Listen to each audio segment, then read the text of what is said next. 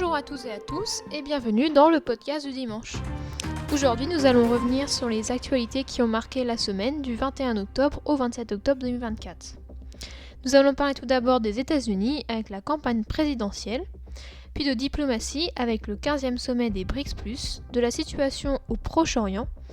Nous nous attarderons sur la France avec les vigilances pluie-inondation, de la coupure de courant en Guadeloupe, et nous nous focaliserons sur la Coupe du Monde de natation en petit bassin avec les exploits de Léon Marchand qui se déroulent en ce moment. Enfin, ce sera la recommandation de la semaine, et aujourd'hui ce sera une personne qui sera mise en lumière.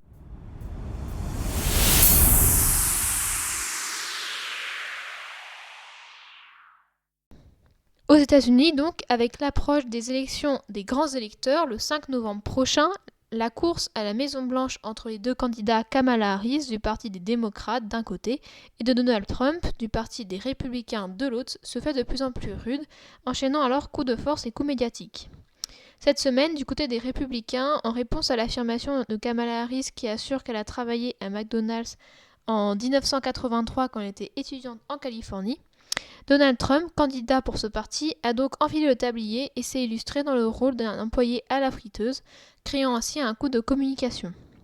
Mais en parallèle, du côté des démocrates, de nombreuses stars ont affirmé leur soutien à la candidate, comme Leonardo DiCaprio, Beyoncé ou encore Willie Nelson, grande star américaine de la country notamment. Cette semaine a aussi été marquée par le 15e sommet des BRICS+, une organisation d'une vingtaine de chefs d'État regroupant notamment le Brésil, la Russie, la Chine et l'Afrique du Sud. Cette année, le sommet se tenait à Kazan, en Russie. Le but était donc de montrer à l'Occident une alliance forte entre les différents pays participants, mais aussi un enjeu pour Vladimir Poutine de montrer que la Russie a toujours des alliés malgré la guerre en Ukraine. Au Proche-Orient, cette fois-ci, mercredi, Israël a confirmé ce mardi avoir tué Hachem Safiedine, qui a été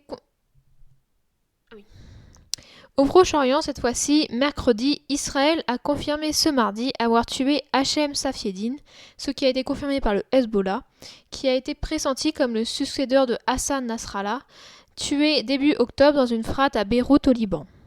Le haut-commissaire aux droits de l'homme de l'ONU a vendredi alerté sur le nord de la bande de Gaza qui vit selon lui ses heures les plus sombres.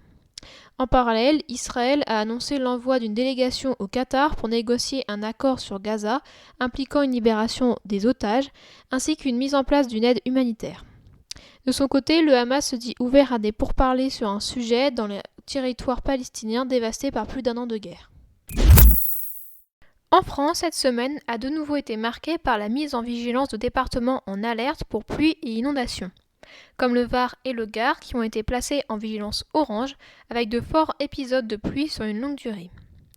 Vendredi, certaines communes varoises se sont retrouvées les pieds dans l'eau. Une vigilance jaune a aussi été appliquée comme pour les départements de la Corse, du Bouches-du-Rhône et de la Savoie.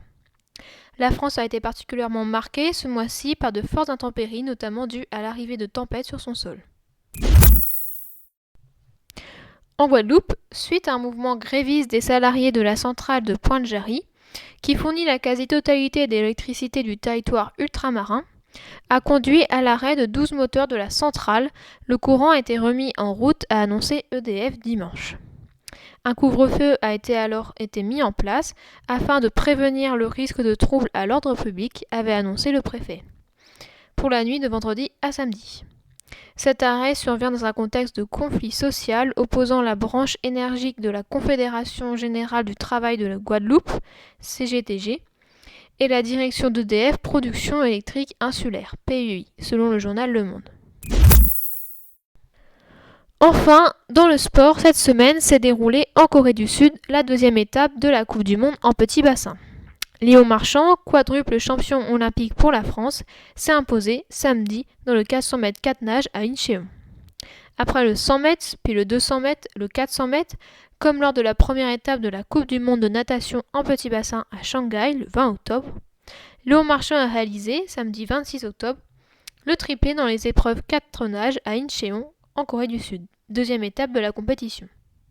Avec un temps de 3 minutes 58-30, le quadruple champion olympique a, pour l'occasion, amélioré son propre record de France.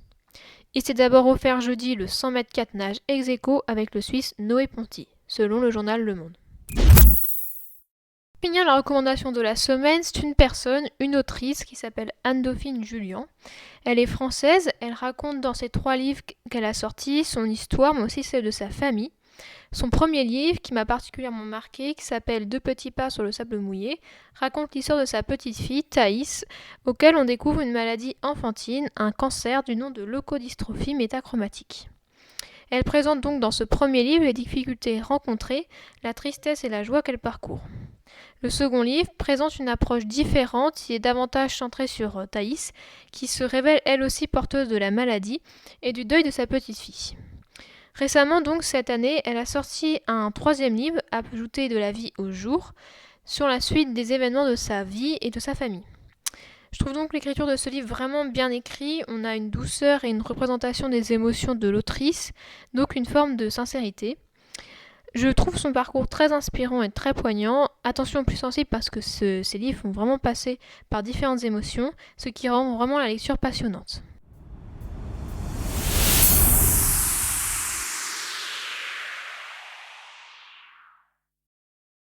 Et voilà, c'est la fin de ce premier épisode. La semaine prochaine, dimanche, on se retrouve pour un point actu de la semaine. Je mets en description toutes mes sources et le lien pour celles et ceux qui s'intéressent les 3 livres.